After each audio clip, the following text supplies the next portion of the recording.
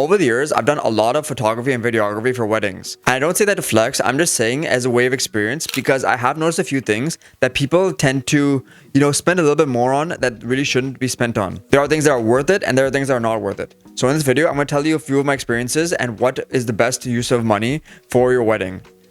I know I talk a lot about photography and videography on this, but I think it's crucial to talk about this since people are planning for events and people are going to want to justify their pricing. And this is one of the videos that you can justify the pricing on certain things compared to other things. Now, one of the first things is decor. I personally think you should not go crazy cheap on decor because there are a few things that are going to be important on a wedding day.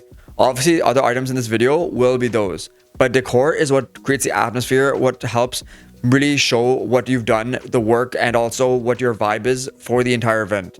So going cheap, it does really show.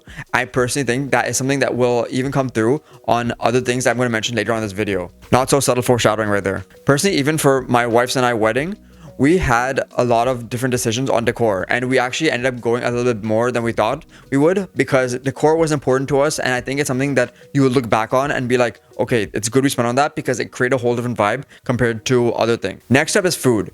Now, this one is going to be a little bit of a hit or miss for people because food can be something where you can spend a lot on or very little on. I personally think you should go somewhere in the middle because if you're going and doing sit-down service where people are being served, then that's something where it's going to cost a lot. But it is more fancy and it's something that many people do because it is with a one time that people are going to have that service probably compared to other events. Instead, buffet is something that people much prefer because the cost is different and sometimes it's just easier to get a better and more variety menu for the actual event. So I personally think go somewhere in the middle, and it's really up to you if you want to go for sit-down service or buffet, but just don't go super cheap on it because again, will show and you don't want to get people sick. You don't also want to have just like a bland kind of food. You want to have a good mix, and you can also save on certain costs for like desserts versus the main stuff or vice versa. Whatever you feel is important to your specific event. And one side note I just thought of off the top of my head, make sure to have enough for people. Buffet should actually be able to handle all that because it's gonna just honestly keep coming for the most part. But for sit down service and things, it's just, you have to make sure there's enough in the plate because people are going to either eat a lot or very little, but you don't want to have a lot of wastage, but you also don't want to have someone feeling like they didn't get enough or like they basically, spend a lot of time, money together, and then you're kind of just feeding them, like little crumbs and stuff. Like, just make sure it is enough. And usually with proteins and meats and stuff, you can get a little bit of it and you can still actually feel very full because that's just the way proteins are. Just a little bit of a like workout science kind of like thing. Not a true scientist, but I'm just telling you, like, that's what I've experienced. That's what I usually eat and I feel full most of the time. Now, next up, you all knew this was coming because this is what this channel is mainly focused on. It's photo and video. Do not skip out on this. Do not go cheap because photo and video is the one thing that will help make sure that your memories and everything that you're basically planning for the event is captured properly. If you're getting someone who is inexperienced or is just starting out, you might get something okay, but you won't really have a positive look on it because it won't look like your vision that you're looking for, or it'll have things that are not framed properly, not colored properly. Just a lot of mistakes will be apparent compared to someone who knows what they're doing and has a long list of success. I'm not saying that to also like put myself on a pedestal, but I have experience where I've had, very little and people were getting like random stuff from me. And I have stuff where it's very curated and it's very specific, like nowadays, where it's a whole story and it really shows like a vibe and everything and it looks way more professional. So you want to make sure you're paying someone properly for this. You're getting the professionals because remember, weddings are usually a one-time event. They're not going to be repeated and they're not going to have the same people there. They're not going to have the same vibe. They're not going to have the same anything pretty much. You are going to have a one shot of this, and that's why wedding people are paid so well because they are just making sure that everything's captured and you're getting key moments, the first kiss, like the first dance, different things that are unique to the couple, those cute moments, everything. You're basically just making sure you capture all of it. So do not skip on that because you're paying people professionally to do the proper stuff and have the proper equipment, have everything. I know I like have repeated myself a little bit, but just letting you know that that is absolutely crucial and do not skip out on it. And last but not least, which is a little bit of a, thing from left field, is makeup. You might be wondering why I didn't think about makeup, but my wife actually does some makeup stuff. So I've learned a little bit over the time that she has shown me what she does and just when she even puts her own makeup on.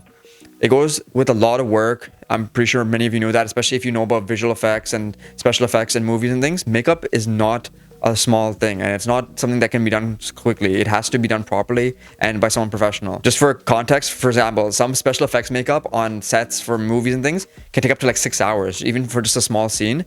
It can be completely crazy on how long it takes. So remember, with events, with especially weddings, makeup should be pretty much done perfectly, and it should be when it's done durably, so it doesn't like get all runny and stuff when the bride is sweating or when things are happening during the day.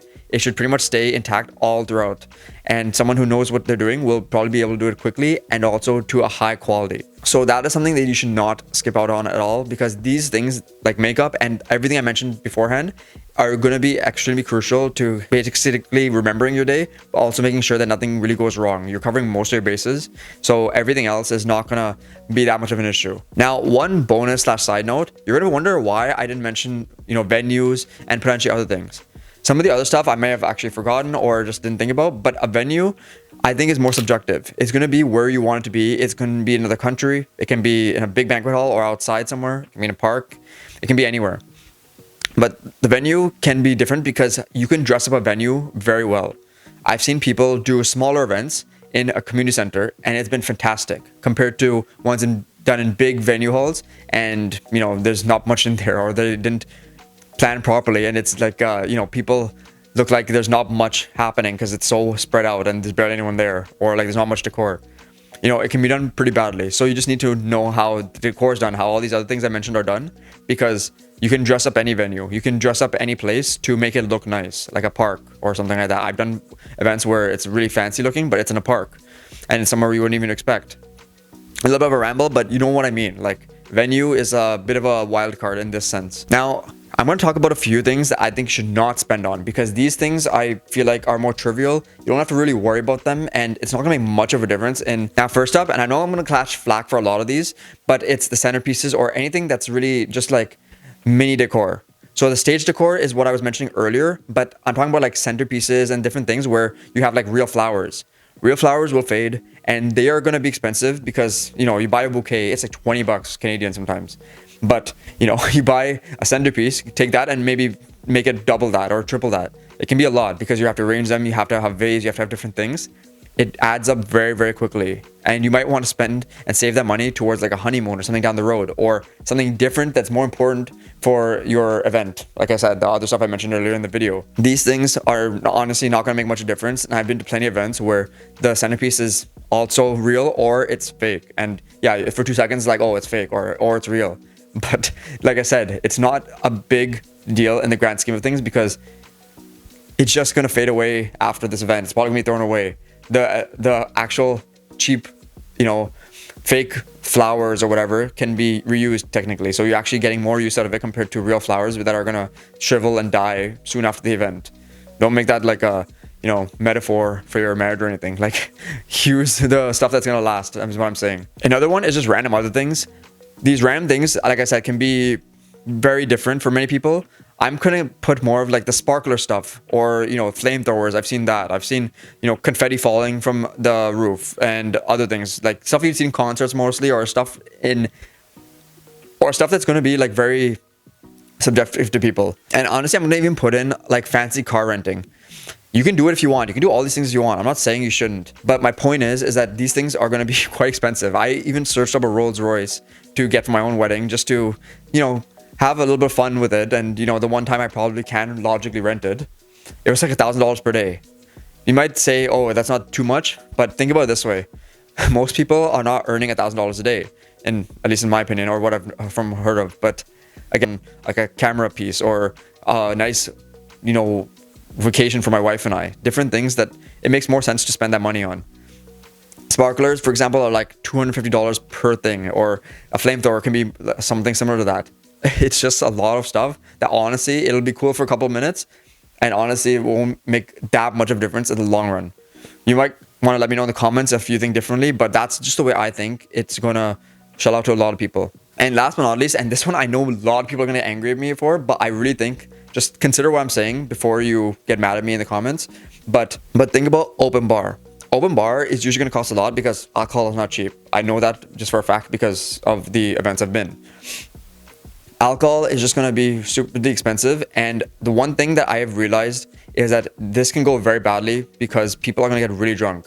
Open bar, like it's going to be hard for a bartender to keep track. They'll try to do it as much as possible, but they're going to lose track eventually, or it's just going to be hard for even the person to monitor themselves. I've seen people stumble over. I've seen people almost get into fights.